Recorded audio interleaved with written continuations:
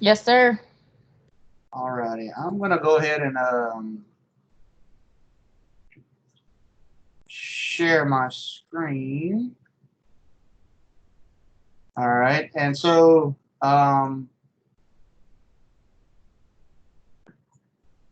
oops, one second. All right, so for today's training, we're going to go over the automotive care, safety, and driving. According to the guide that Robert sent out, this contest is scheduled for Tuesday, June 23rd, from 1 to 4.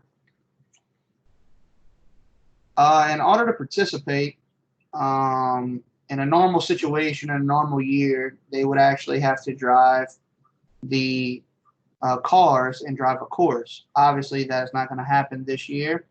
However, we still want them to have a valid. Sorry to interrupt. There's someone in the chat that's saying they can't see the screen, your PowerPoint. I can see it. Can everyone let me know in the chat if you're seeing the screen?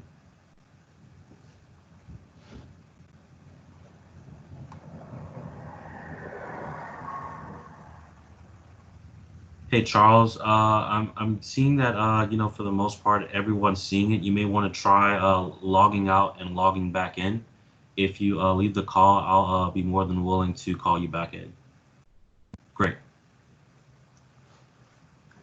All right. So up on the rules, all contestants must possess a valid Louisiana driver's license and learner's permit.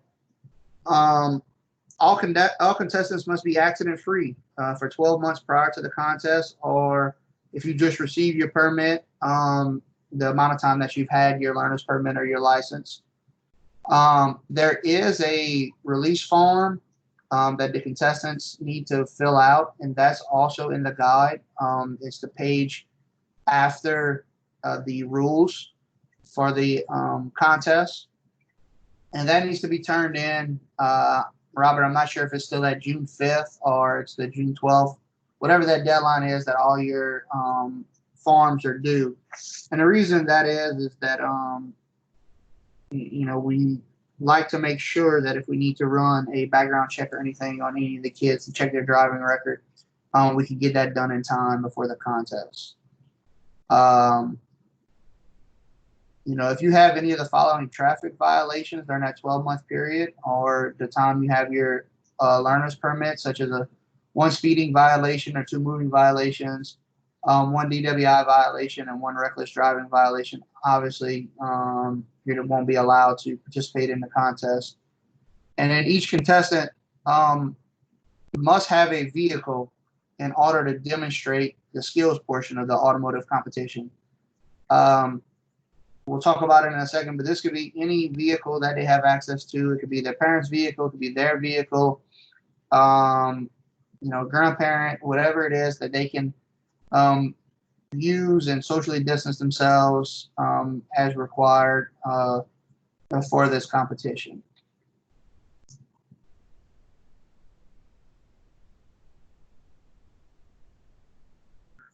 So the contest itself, like I said earlier, we removed the driving portion for obvious reasons. We will still have the written exam. There will be a time limit from when they begin. They will have 20 minutes to complete the exam. It will consist of 50 questions, 2 points apiece. Uh, all of the questions now are going to be taken out of the Louisiana Driver's Guide classes D and E from the Office of Motor Vehicles. Uh, that link is actually in the rules section, but it's here as well. And it should take you directly to the actual handbook. You can download it as a PDF and look through it, and that's where all of the exam questions will come out of this year. The previous study material was some books that were published in like 1983, 1985, and for obvious reasons, it just needed to be updated. So that was going to be something that was going to take place anyway this year, regardless of it being virtual. The next part is another new part. It is the skills demonstration. This also was going to be a change for this year because we were going to move away from the parts ID because the parts ID that was previously used in the contest was pretty outdated. And a lot of the newer vehicles that we would get to use, it was hard to find the majority of the parts on the part list anyway. And when I say hard to find, nowadays they come covered with all kind of covers, or they're in different parts of the vehicle, and underneath the hood of vehicles these days there's a lot more plastic, so it just became more and more difficult. So this was going to be a change anyway, to remove the parts ID and put in a skills demonstration. Now, we'll get in and dive into the skills demonstration here in a little bit, but just so you have an idea, they're going to have to verbally and kind of walk through and explain the skills and steps in order to successfully and safely complete the task. The three possible tasks for this year are going to be steps to change a flat tire, steps to jump off a vehicle battery, or steps to check the oil level in a vehicle. All of these skills are skills that I feel that kids need to have, especially if they're going to be out on the road, and should be able to check these things or take care of these different skills. But we'll dive into that here a little bit more in a second. And the last part is safety and maintenance. And this is where they'll detect 10 unsafe or hazardous conditions on an automobile. And it says time limit 5 minutes. But we'll talk about how this is going to change in a minute. That's how in the past, when it was in person, they have 5 minutes to look at a vehicle. Due to the virtual nature of the contest this year, we're going to take the time limit off, and we will have, I will shoot a video, and we'll talk about that here shortly. So the written exam, like I said, 50 questions, 2 points apiece, total 100 points. They will have 20 minutes. The test will be multiple choice or true-false format.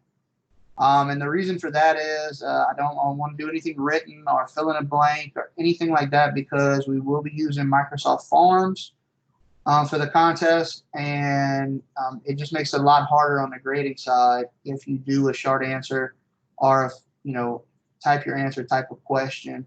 And I don't want any of the kids to get an incorrect answer just because of a misspelling issue.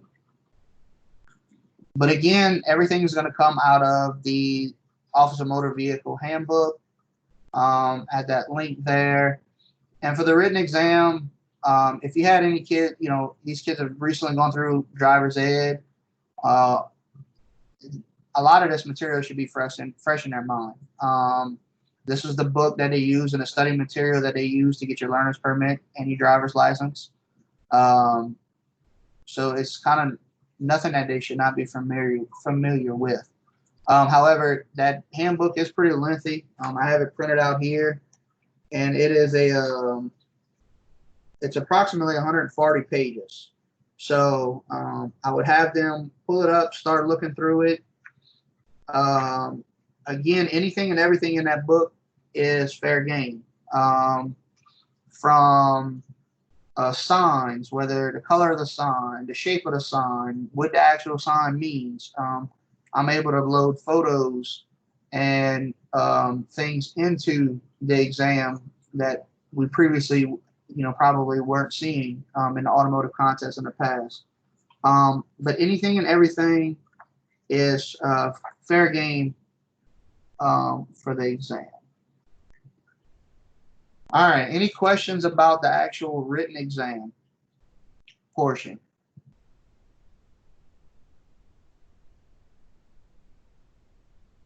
All right.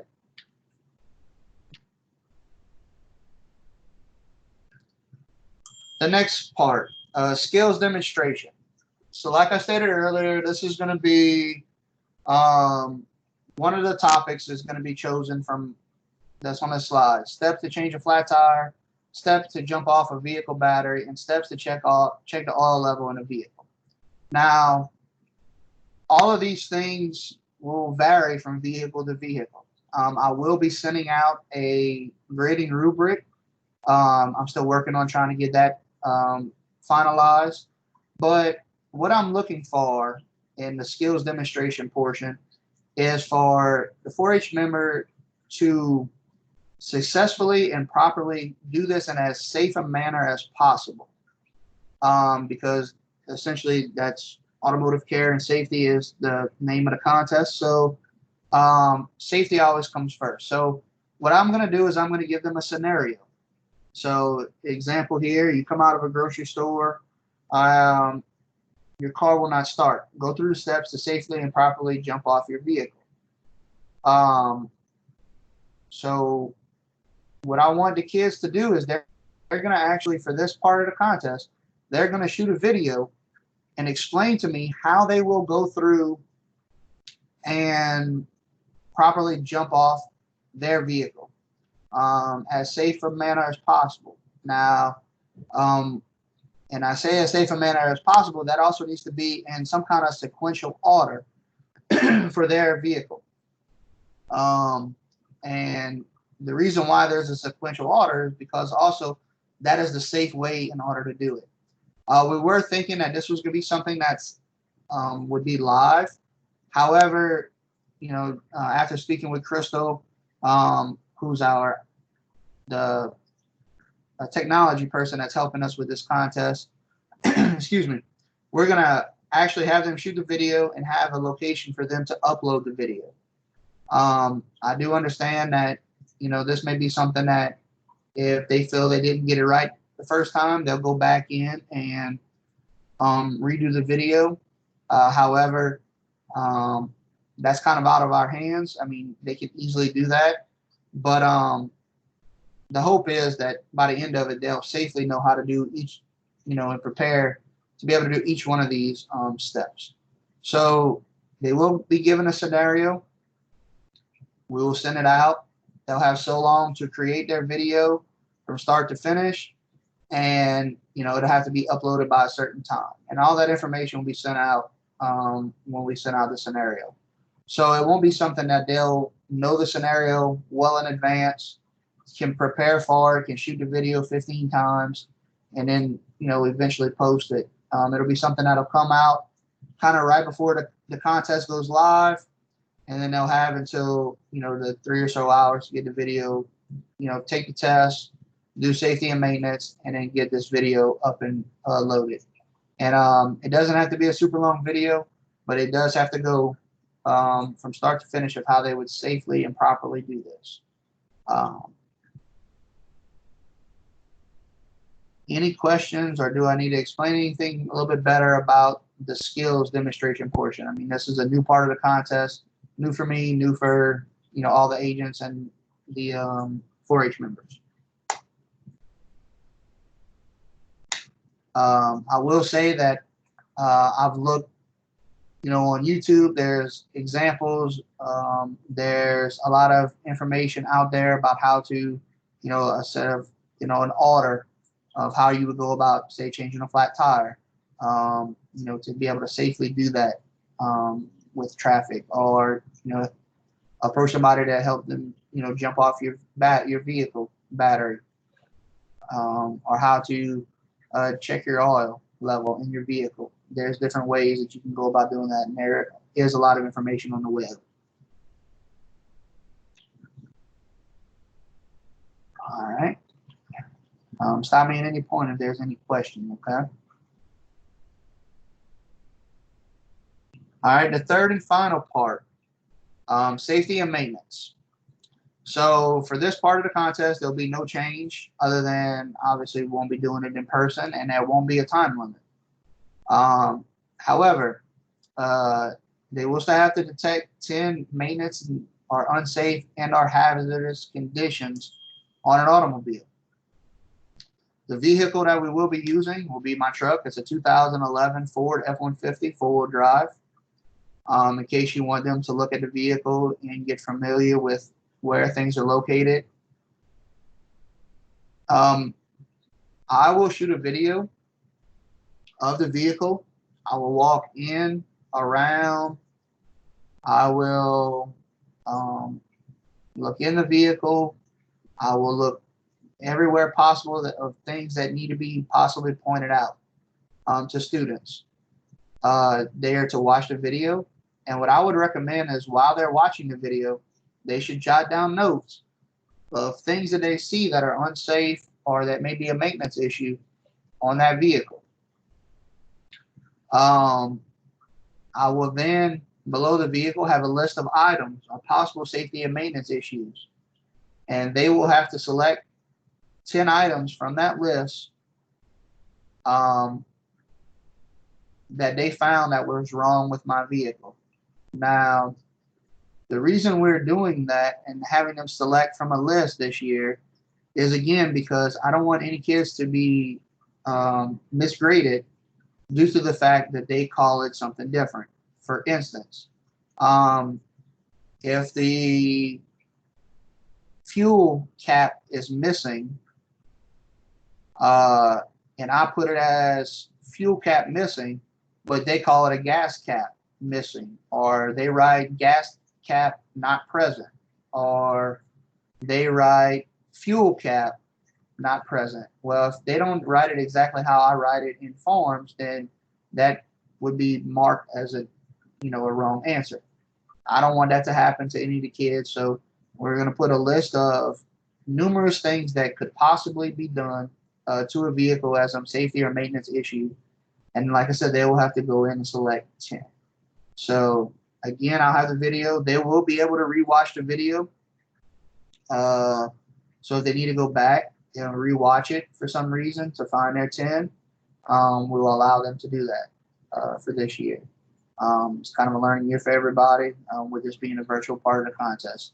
And so it's my hope that, whether you're in their presence when they're doing this portion of the contest or they're doing it at home by themselves, that, a parent isn't looking over their shoulder, or you aren't looking over their shoulder saying, oh, that's an issue. Oh, that's an issue. Oh, that's a maintenance thing. We want it to be as fair as possible. So we'll need your help as an agent to, kind of drive that force forward with them.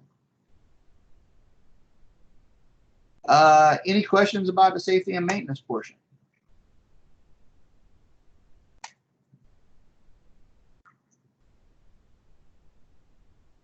All right. And that's about it as far as what I have for automotive, the automotive contest. This year, it looks like it's 3 individuals that can compete from your competition, where it used to be 4 individuals that created 2 two-person teams. That was a change that was made at a state level. But just remember that that vehicle, they will have to have it in their presence for them to be able to shoot their video footage for the skills portion. So if their parents work and they're not going to be home between 1 and 4 on Tuesday, June 23rd, and they do not have a vehicle, we need to, y'all need to make arrangements for them to have a vehicle in their, possession where they can actually shoot, whether it's family members, whether it's their own, or even if they, are able to use yours as the agent. So I just want to, remind everybody of that as well. And to work on getting that form, the release form completed and signed by their parents, turned in, and we also need a photocopy of their either driver's license or their learner's permit as well. So make sure that y'all have those 2 things turned in when all the paperwork is due to Robert at the state office.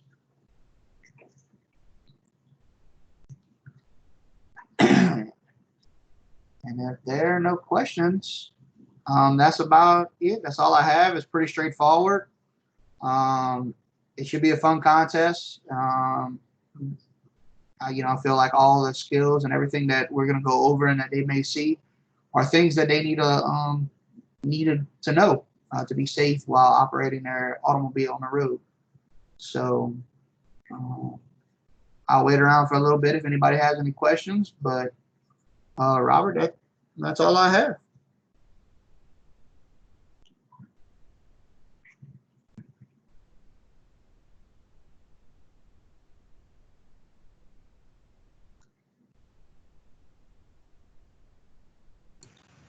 Sounds good.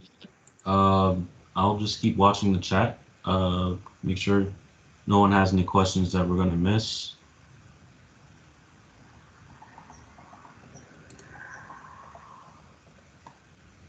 Alrighty. Sound good. I appreciate it. And, again, if you have any questions while you're working with your students or they have a question, don't hesitate to get in touch with me, and I'll be more than happy to answer it or explain something. Alrighty. Thank y'all.